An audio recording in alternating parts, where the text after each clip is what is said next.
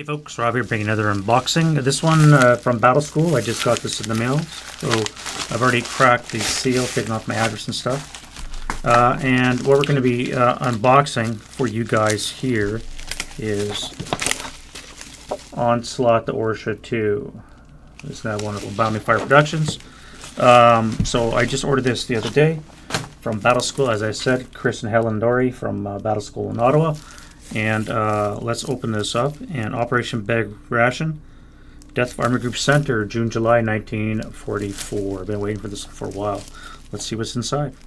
All right, so we have a nice shrink-wrapped bag here. Let's crack it open. I'm trying to cut the cover. Bounding Fire saving money by not doing the box route that Multiman does. I wonder if this is something that Multiman should be looking into to save on cost for the consumer. It's nice to have the boxes. You can put them on your bookshelves and such, but if it's a cost-saving measure, that might be something worth considering as well. So let's break out the components. And all right, so we'll look at the binder notes first.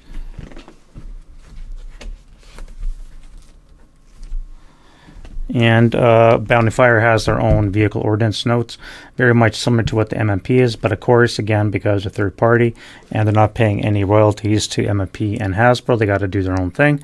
But generally speaking, it's the same as MMP.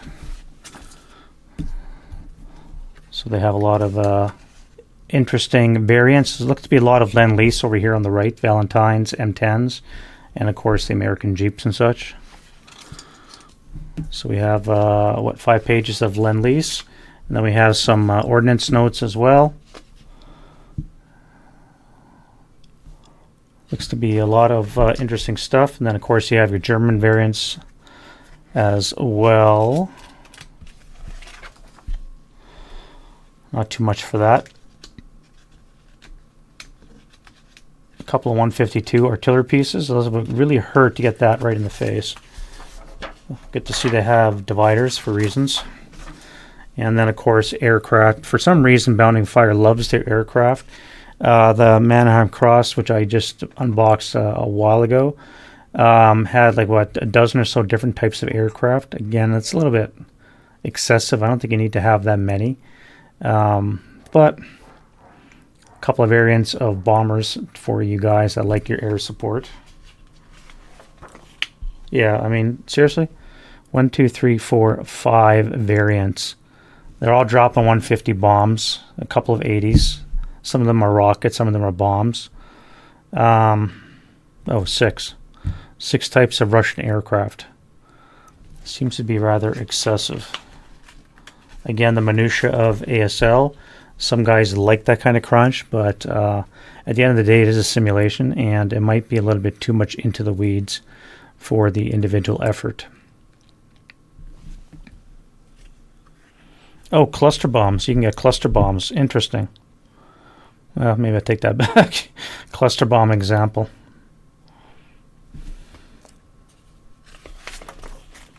All right. Then we get into the actual Onslaught, the Orsha 2, the actual campaign notes. So once more, we have slopes in play. A carryover from Camp-Proof Piper where they first came out, and then of course Pegasus Bridge had them, and a couple other products in between. St. Mariglee has them, and I believe all the 4 Bridges ones pretty well much have them. I think, maybe wrong on that one. Onslaught the Orsha obviously has them as well, and Chaz Smith wrote a nice article in one of their magazines from Bounding Fire, which he goes into detail on how to understand slopes. And this looks to be some of the same information that you could probably find in that magazine. Although this is obviously written from a rules perspective, so he doesn't go into that kind of explanation detail. This is just rules.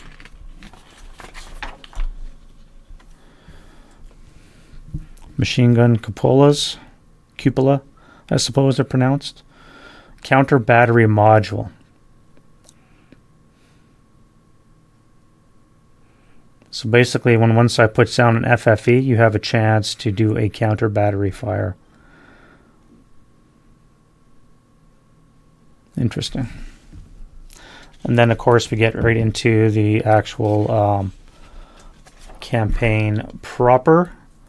Chapter 7, after usual definitions, and once more we're going to have the same formatting as the MMP historical modules. You're going to have your campaign SSRs. Then you get into your actual campaign game. This one looks to be a 4 CG date. It happened on one date, well, 23 a.m. to 24 p.m. So you break it down to 4 days.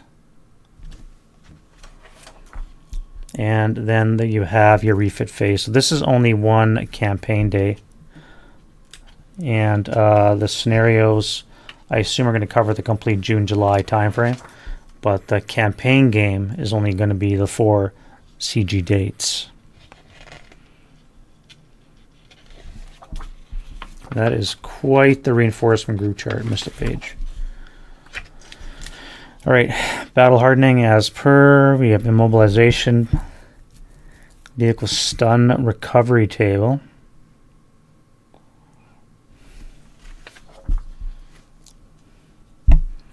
Yeah, that is quite a lot of units to choose from to fill out your orders of battle.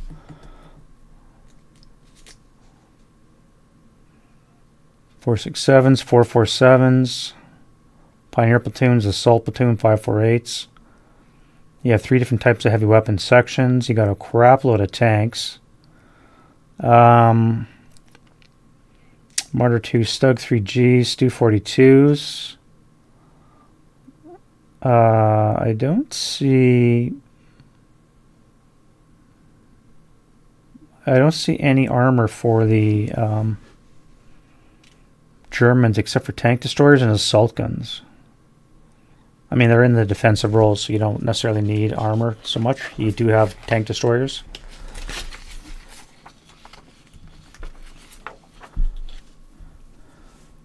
And then when you look at the Russian, of course, you're going to have assault guns. You're going to have 5 different tank platoon types, including the good old dreaded KVs and some T-34 flamethrower tanks.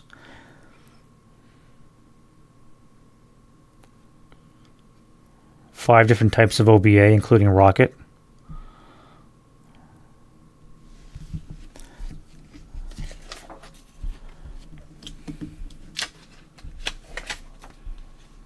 And index at the back. This is normally where it goes, but I like the way MMP has it in the rulebook. They have the index at the front with a bunch of explanations for a lot of the rules, but typically your index goes at the back. So, and then finally we get into the SASL version of the some of the missions. This one only takes place on half of the map board and lets you play one of the sides. So I think you're playing the Russians. The friendly side is the Guards Division Russian. So you're playing the enemy is German, and you're playing the friendly Russian side. And this is a second solitaire mission. Again, you're playing Russian. Oh no, I think you can do both. Yeah, it doesn't specify. So this is a more generic standard solitaire mission where you can pick a side, either German or Russian. All right, again, I'm going to blank out the OBs so you don't see them, but this is OT01, down in a hole. Uses 2 half boards, 17 and 19, and we have 8 turns. We're looking at 9 squad equivalents. Well, no, 10, 11 for the Germans, and the Russians looking at about 15 or so. OTO2, Hornet's Nest, 2 full boards, 8 turns. These seem to be fairly big missions. And we have once more 15, a dozen or so infantry, a mix of armor, including looks to be the Elephant. No, that's not it. I can't make out the rating. Panzerjäger. I think it's not the Tiger, because it only has 3 armor. Should have the. Not quite sure what that one is.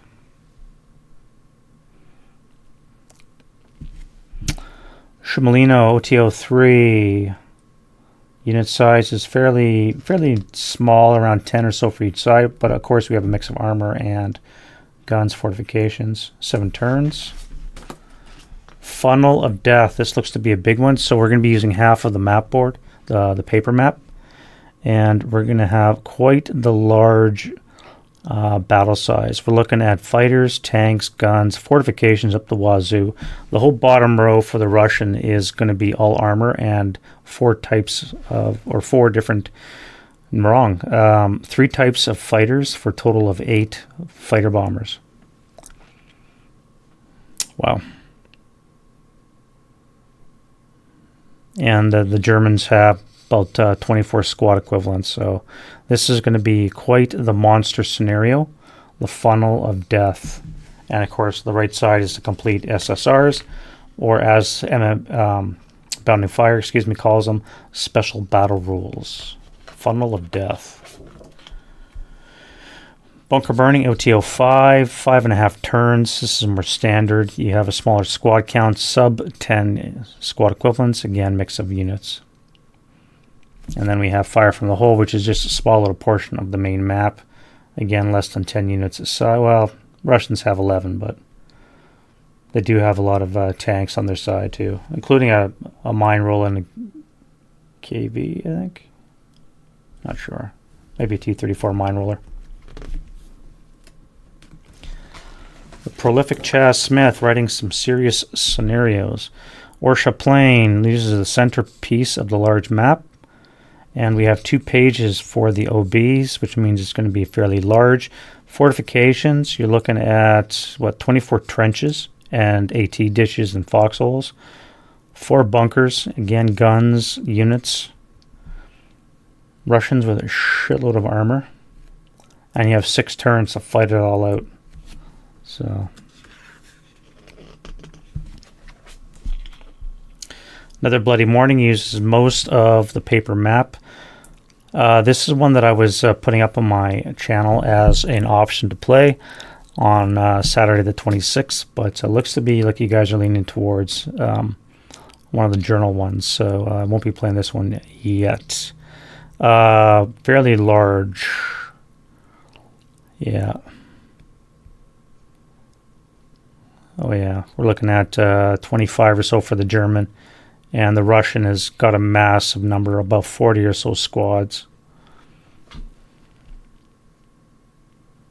Equivalents. 13 crew. Wow. They have 13 228s, the Russians. So you can imagine how many guns they have.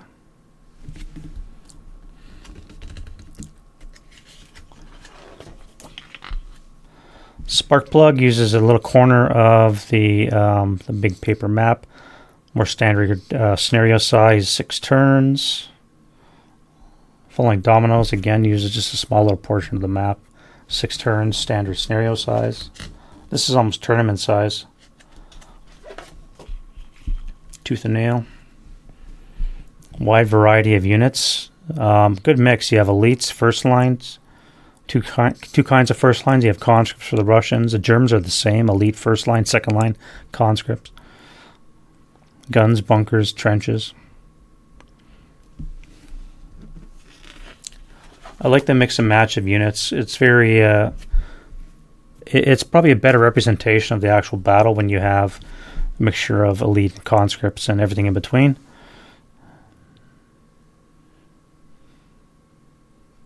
And of course, being Operation Bag Ration, you're gonna have a lot of Russian armor that's gonna be just crushing everything German in front of it.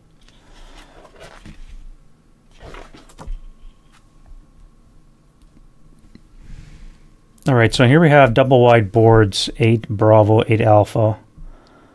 I think that's a DW stands for double wide. I'm not sure.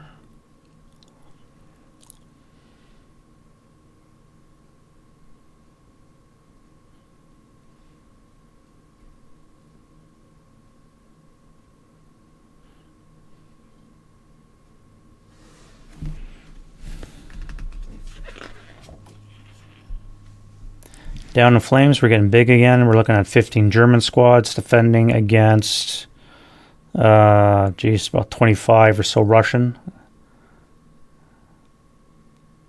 And 4 of the big 152 SUs. Most of the Germans seem to be defending a lot of these snares. Again, this is bag ration, so it kind of makes sense. And Hofmeister's charge, we have the big riverboard, number 8. Looks to be the Germans... on the southeast edge. So it looks like everything west of the river is probably not going to be in play.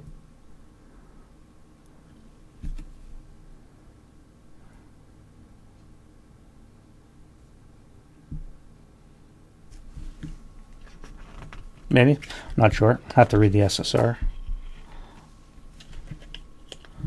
Where's the beef? 3 half boards and standard size, looking 13 Russian squads, and we have 8, about 9 equivalent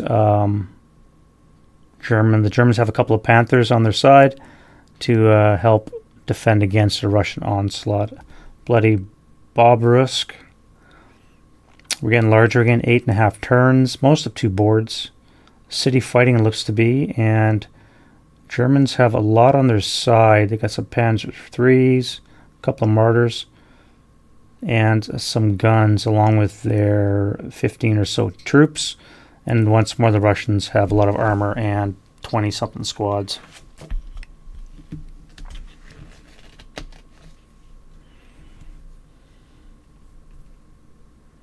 This Inferno at Krupke is quite armor heavy. The Germans have 6 Tigers and 4 squads, which is rather small, facing off against about 20 Russian AFV plus a couple of half-tracks and 6 squads. So it's a 7-turn major tank battle. Should be interesting. Cooked Haman uses 2 bounding fireboards, including the big railway one, with the city board to the left of it. And we're looking at 16 squads with fortifications. Not sure what this tank is. Can't make it out.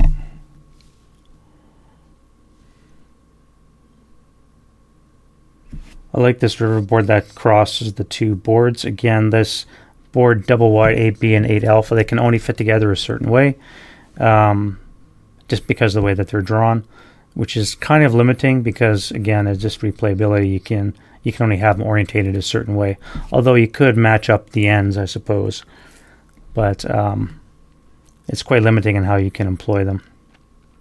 But Germans are on the offensive in this one with a variety of vehicles on their side, and they have 14 squad equivalents.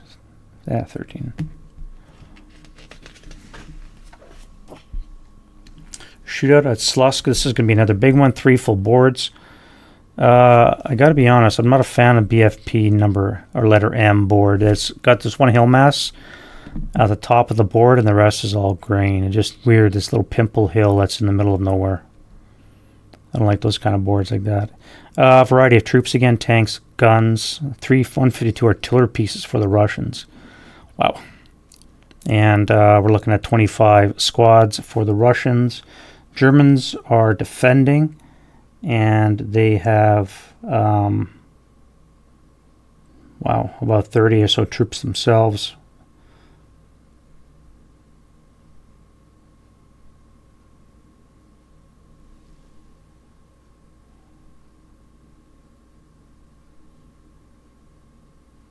Oh wait, no, it's oh,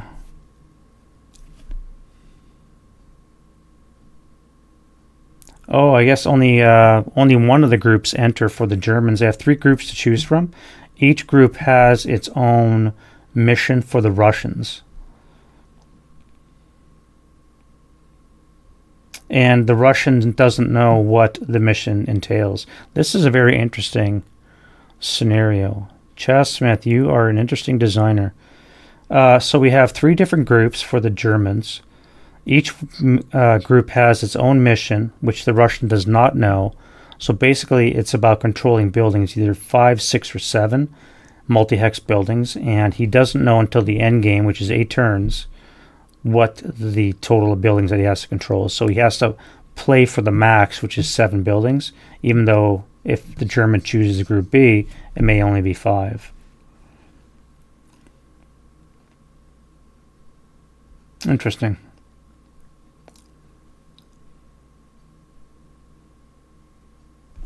Very interesting. Shootout at Sluss. That is an interesting scenario. Good old black SS counters, eh?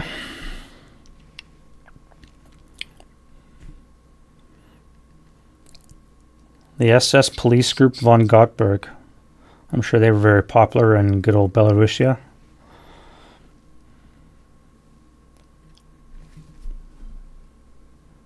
Here we have Russian defending with 11 tanks.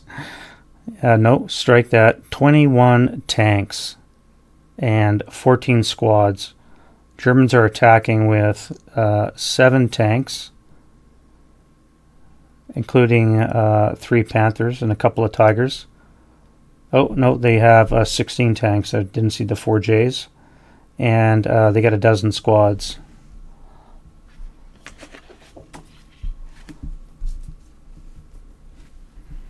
Another fairly large scenario, 7 turns. Looks like Bounty Fire has one designer, and that's Chaz Smith. Wow, he really likes the big ones. Again, 8 Alpha, 8 Bravo. They only fit together a certain way, given the way that they're designed. Either they butt end to end, or they sit side by side in that orientation. Now, this is a lot of scenarios. We're looking at least 32 scenarios for the scenario pack, which is not too bad. We'll get into that in a second. Big Cat Slayer 2 map board, 6.5 turns. And we have 5 armor for the Germans, including 3 Panthers and 2 Tigers. And 10 squads defending against, again, a crap load of armor, and 19 squads for the Russians.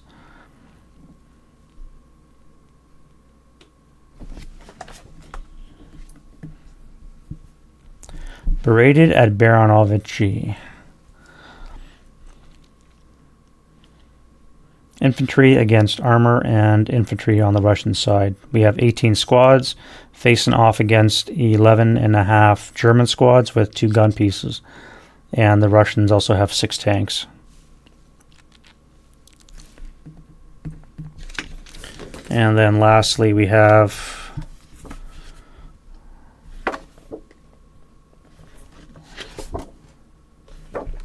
oh, it's a double copy. So there's 32 scenarios, and for some reason we have a copy of 31 and 32 in here. Interesting. Okay.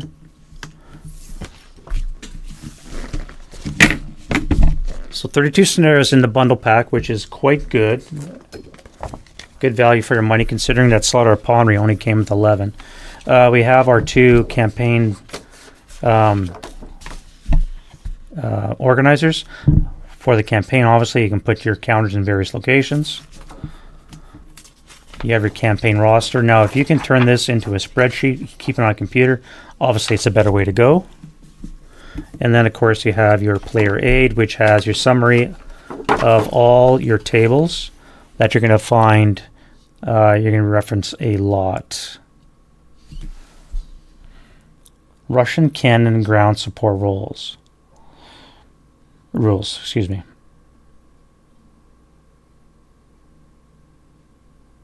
Russian rocket ground support rules. Okay. And the summary of standard historical battle rules for all those scenarios. These are always in play for all 32 of those scenarios. And then we have some special OTO ones as well.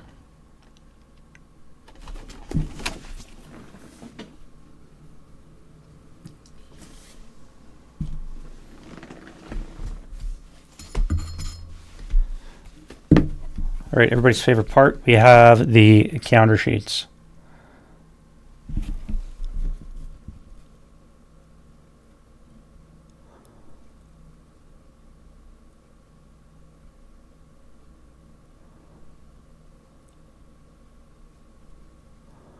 Nice color artwork. I guess it's personal preference, but I do kind of like the plain black and white that is on the MMP counters. Color do have their place, but you can compare the mortar, for example, the 81 mortar there, with the colored half track just to the left of it. Again, it's just, I don't know. I like the plain black and white look with the little symbol beside it. This one obviously has BFP beside it, but I'm not so much a fan of the colored look. And if you look at it endwise, this is how you can check registration marks. And of course, you want to look at the nibs at the corner where you're going to be clipping, assuming you're one of those people that clips. And who wouldn't? And what you want to look for is symbology and artwork that's too close to the corner.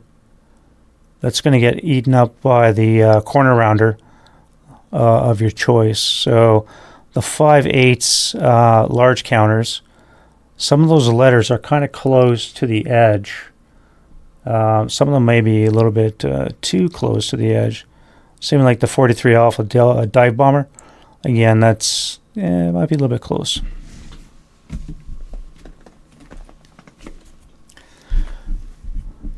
We need more infantry. We have more 548, and these are assault engineers. Now, MMP does have 548s coming out in a couple of their products with the assault engineer symbol. So again, you can use third party, or you could use the MMP ones depending on your choice. I prefer the black and white over the color. It just at this size, color isn't really, I wouldn't say relevant, but you can't make out the details really. You're moving counters so fast on the board. I'm trying to zoom in here for you. You're moving the counters so fast on the board, you don't really have time to appreciate the art. It looks nice, but in terms of practicality, it's just, I wonder how much cost savings could be introduced if they just stuck with like the DC, plain black line work, as opposed to adding color. Because when you add color to printing jobs, it of course increases the cost. And there's your machine gun cupolas.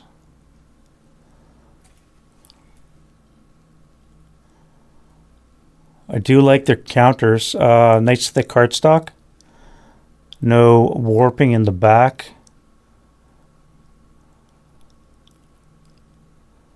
Neil at Academy ASL did a counter comparison, and I believe, if I remember correctly, Bounding Fire did score rather highly on his review. More Russian armor and trucks, because we never have enough trucks. Interesting burning wreck. I just, yeah. I don't think you need orchard counters, but I wonder why you need orchard counters. Normally you're destroying orchards, you're not creating orchards. And here's some more. This is really important, having different colored acquisition counters lettered to the vehicles, so that when you play this on the board, again, a lot of guys play Vassal, but a lot of guys still get the counters out. And why wouldn't you? Because that's what this game is all about. And when you have this many vehicles in play, dozens, literally dozens, you're going to need to have a lot of individual counters to link your acquisition to the vehicle, especially for the big monster scenarios.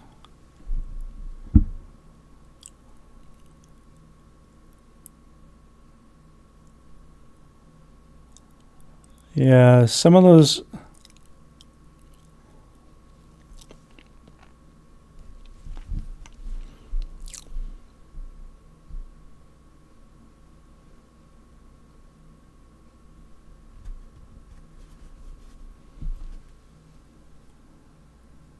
Sparse orchard on the back. Now that might come in handy when you want to generate your own terrain, make a sparse orchard. So I assume it's like something like an out of season orchard, but it's still in season, something like that. I'd have to read up on the rule for that, but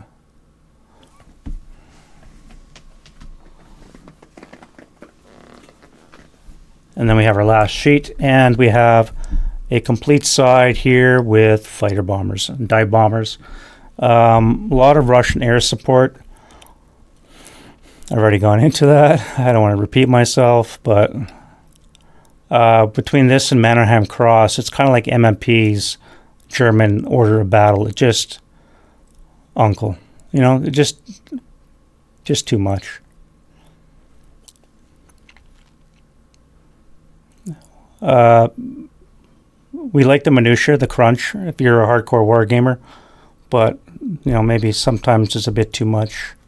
And this is an expensive hobby. It's not cheap. This module cost me in Canada to get shipped next day service, which is again probably paid overpriced for that, but Canadian 160, I think it was, of which 30 was shipping cost and taxes. So not too bad for what you get, but if they had stuck with plain black and white line work and less color and half a sheet knot of bombers, I wonder how much cheaper that would have been.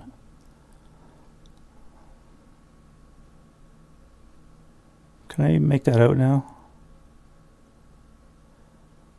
T-34 M34 flamethrower tank. And then you have the Panzer Jaeger 3-4, I think it is. Yeah, 3-4. Look at that, 3 armor. In 1944, 3 armor. Wow.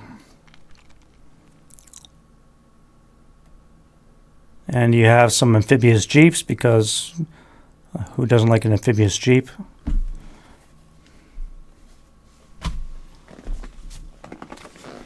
All right, so let's look at some boards.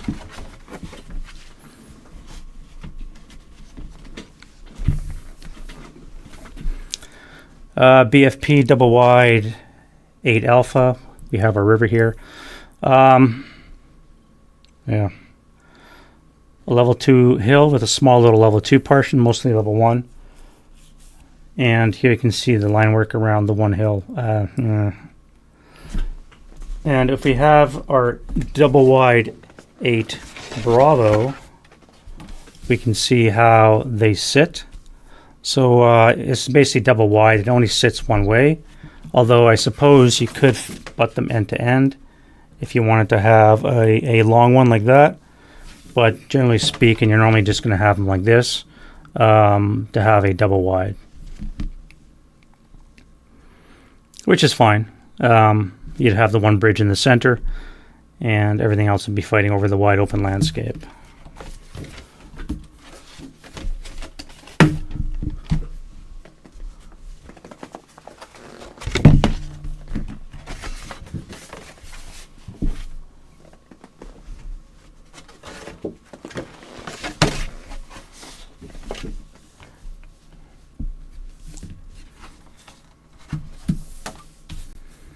And here we go again. We have another Alpha Bravo, double wide. So they only fit together in a certain way. Small little hamlet, cluster of farmhouses around a little hill agricultural area. Wide open, holy crap. That's some good tank killing territory there.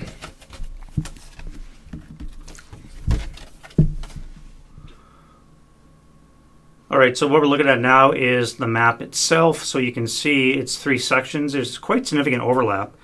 You're looking at about 7 inches of overlap on each of the 3 sheets. Altogether, the map is roughly about almost 5 feet wide, long by about 30 inches wide.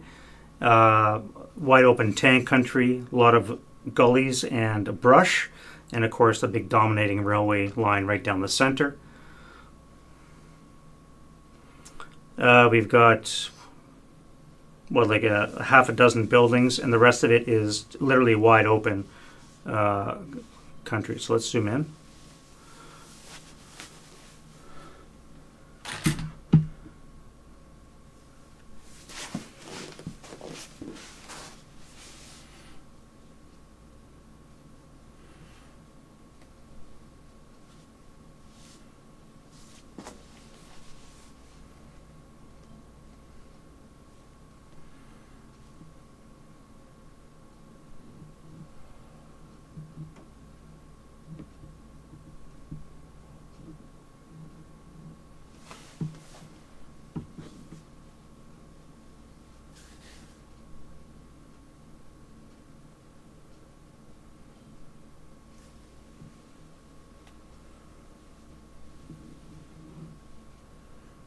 And there we have the map, Onslaught to Orsha 2 from Bounding Fire Productions.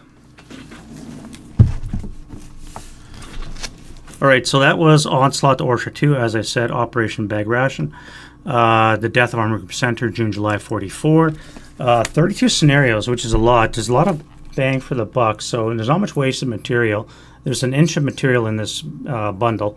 Like I said, about, I think it was 110, 120 Canadian. The rest was tax and shipping, which is not bad. And you can probably get it cheaper from Ritter Krieg or Noble Knight in the States, especially. I'm not sure what it is over in Europe, but a lot of bang for the buck. Fairly, it's not old, but 2019, so we're talking 6 years. I finally got my hands on this. I've been looking at this for a while, and I finally decided to bite the bullet and buy it. So whether or not I play the big thing, I don't know. But I do want to tackle that big scenario and maybe even turn that into a solitaire campaign. We'll see how that goes. Once I'm done with all of the multi-man publishing historical solitaire, I'm probably going to tackle third-party ones. We'll see how that goes. We'll burn out by then. Any rate, Onslaught to Orsha 2. Let me know what you guys think. If you've played any of the big stuff, it's ranked right now. I have 4 scenarios set up for my birthday bash on Saturday. And that one is, I think, number 3 or 4 on the list. So I was actually surprised. I thought it would have been a little bit more popular, but that's fine. I'll just do whatever one you guys pick. But yeah, let me know what you guys think about Onslaught to Orsha 2. And Chaz Smith, wow, prolific designer. 32 scenarios and all the counters and planes. I mean, Bounding Fire, can we talk about planes? I mean, MMP has this thing with trucks, and we don't need more trucks. Yeah, so let me know what you guys think. At any rate, that's not babble for me. We'll see you guys next video. Bye-bye.